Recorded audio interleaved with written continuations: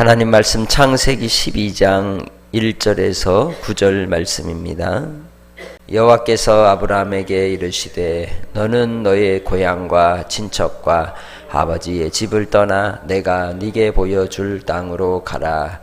내가 너로 큰 민족을 이루고 내게 복을 주어 내 이름을 창대하게 하리니 너는 복이 될지라.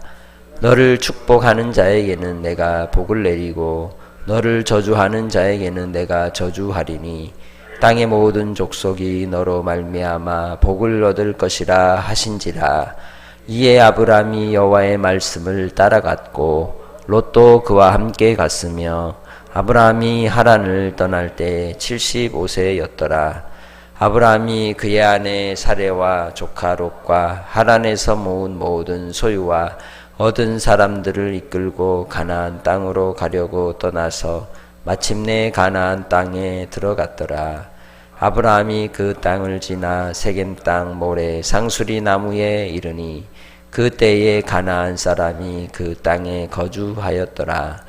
여호와께서 아브라함에게 나타나 이르시되 내가 이 땅을 네 자손에게 주리라 하신지라. 자기에게 나타나신 여호와께 그가 그곳에서 제단을 쌓고 거기에서 베델 동쪽 산으로 옮겨 장막을 치니 서쪽은 베델이요 동쪽은 아이라. 그가 그곳에서 여호와께 제단을 쌓고 여호와의 이름을 부르더니 점점 남방으로 옮겨 갔더라. 아멘. 우리가 창세기 12장의 말씀은 너무도 잘 알고 있고 또 우리가 믿음의 조상이라고 하는 아브라함이 하나님께로 어떤 은혜를 입었으며 그를 통해서 유대민족이 나오게 된 그 기원을 말씀하고 있는 중요한 본문입니다. 좀 더 이 말씀의 본문의 내용을 통해서 살펴보자면 하나님께서 부르긴 부르셨는데 그냥 부른 게 아니라 호출한 겁니다. 호출이 뭐예요? 부른 거예요? 그럼요. 출이 뭐예요? 출. 나오라는 거잖아요. 불러서 나오게 하신 거죠. 하나님이 불러 나오게 하신 것입니다. 언어라고 하는 것은 본디 누가 주인이냐? 하나님이 주인이십니다. 하나님, 삼위 하나님께서 우리로 계시며 함께 통하실 때에 그때의 언어가 존재한 것입니다. 그런데 하나님께서 사람을 하나님의 형상과 모양대로 만드시고 그에게 생기를 불어넣어 생명이 되게 하시고 그들에게 생육하고 번성하여 땅에 충만하고 땅을 정복하고 땅을 다스림에 그들이 언어라는 방법을 통해서 서로 통하게 하신 것입니다. 그러나 이 인간들의 완악함과 또 교활하고 교만함이 일어나게 된 그 중심에는 사탄의 미혹에 의해서 언어가 미혹의 도구가 되고 탐심의 도구가 되어 그 마음에 하나님과 같이 되려 하는 욕심을 넣게 된 것 아닙니까?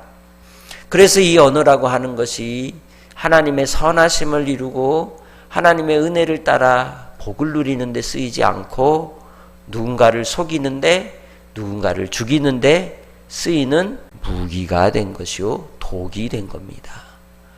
그래서 우리는 누군가로부터 어떤 말들을 들을 때 좋은 말보다 좋지 않은 말, 기분 나쁜 말을 들으면 오래갑니다. 왜? 상처가 되고 독이 되기 때문에. 그것이 이 언어라고 하는 것의 변질인 것이죠. 그 언어를 통하여 우리는 누군가를 부르고 소통하기 위한 수단으로 쓰이게 되는 겁니다. 그러나 이러한 언어를 통해서 극에 달했던 그 정점이 11장의 내용이죠. 신할 평지에서 하나님을 대적하여 높아진 인간들이 자기들의 이름을 내려고 바벨 탑을 쌓아 하나님 꼭대기까지 올라가려고 했던 거죠. 그러면서 그들이 뭐라고 얘기합니까? 우리가 흩어지지 말자. 혼자 흩어짐을 면하자. 언어를 그들이 주인이 된 것처럼 그들은 이야기했지만 하나님께서 그들을 흩으셨던 겁니다. 그 흩으셨다는 것은 곧 언어를 통하여 그들을 치신 것이죠. 언어가 이 세상에 수많은 언어가 나타난 그러한 연유를 말씀하는 게 아니라 하나님 앞에 대적하는 무리들이 어떻게 언어를 통해 악하게 살았는지를 말씀하고 있는 거죠. 본디 하나님께서 인간에게 이 언어를 주실 때, 말이라고 하는 것을 주셨을 때 아담이 범죄하고 에덴을 떠난 뒤 가인이 누구를 죽였습니까?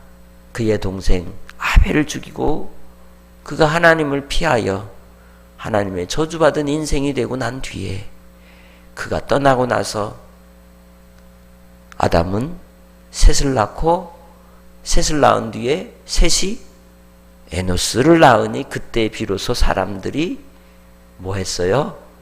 여호와의 이름을 불렀어요. 하나님이 우리를 호출하시면 우리는 거기에 화답하여 하나님을 부르는 게 당연한 거죠. 의사소통이라고 하는 것은 여기서 야하면 반대쪽에서도 뭐 해야 되지 않겠습니까? 하나님 앞에 이 아브라함이 에노스의 때에 비로소 하나님의 이름을 부른 것처럼 그 창세기 11장에 언어가 혼잡해지고 모든 민족이 흩어지는 그러한 속에서 인간의 나라 제국을 세우고자 하는 야욕 속에서 갈대아 우르의 땅이 큰 도시를 이루고 우상의 나라가 우상의 도시가 세워지는 곳에서 하나님이 끄집어내어 부르신 겁니다. 그와 소통하시기 위해 그에게 하나님의 뜻을 이루기 위하여 그래서 그를 부른 게 아니라 호출하신 거예요. 불러냈다는 거죠. 하나님 앞에 우리도 그렇습니다. 믿지 않는 불신자의 가정에서 하나님이 우리를 불러내신 것입니다. 그리고 우리가 세상 가운데 있을 때 하나님이 우리를 불러내신 것입니다. 그리고 하나님만을 만날 수 있는 하나님과 우리 자신이 독대할 수 있는 낯선 곳으로 그를 옮기신 것이죠. 우리의 신앙이 그런 겁니다. 내가 가야 될 시간과 내가 가야 될 삶의 앞길은 알지 못하는 곳이지만 불확실한 것처럼 보이는 자리이지만 분명하고 확실한 것은 하나님이 함께 하시는 곳이기에 확실한 곳입니다. 분명한 곳입니다. 보증이 있는 곳입니다. 그래서 주 예수로 구원받았던 또 부름을 받았던 베드로와 제자들 그리고 바울도 그들이 익숙한 곳에서 떠나 하나님께로 소명을 받고 주의 사명을 감당하는 일에 불러냄을 받았던 것이죠. 오늘 하루를 살 때도 우리는 하나님 앞에 불러내실 겁니다. 하나님이 우리를 불러내시는 자리가 있을 겁니다. 그곳에서 우리가 할 일은 무엇이냐? 아브라함이 그랬던 것처럼 하나님의 이름을 부르시기 바랍니다. 제단을 쌓고 하나님의 이름을 부르십시오. 제단을 쌓고 하나님의 이름을 불렀다는 것은 오늘 이 새벽에 하나님 앞에 나와 뭐 하는 거예요? 예배하는 것, 기도하는 것. 이것이 오늘 아브라함의 믿음에 여러분이 반응하는 태도라는 것입니다. 그래서 바로 하나님께로부터 불러냄을 받았던 모세가 이스라엘 백성들을 애굽에서 불러내어 하나님의 뜻을 이루는 자가 되었고 요셉은 또 어땠습니까? 야곱과 그의 아들들을 가나안 땅에서 어디로 불러내었어요? 애굽으로 불러내지 않았습니까? 왜? 그들에게 이루고자 하신 하나님의 뜻이 있었기 때문에. 오늘 내가 하나님 앞에서 있는 이곳에서 하나님은 또 다른 어떤 낯선 자리로 이끄실 때 하나님을 믿고 하나님의 부르심 앞에 소통하는 자가 복이 있는 자인 겁니다. 그래서 그는 복인 겁니다. 불러내어 어디에 가든지 복이 되게 하시고 그 복이 빛으로 소금으로 사명을 이루게 하신 줄 믿습니다.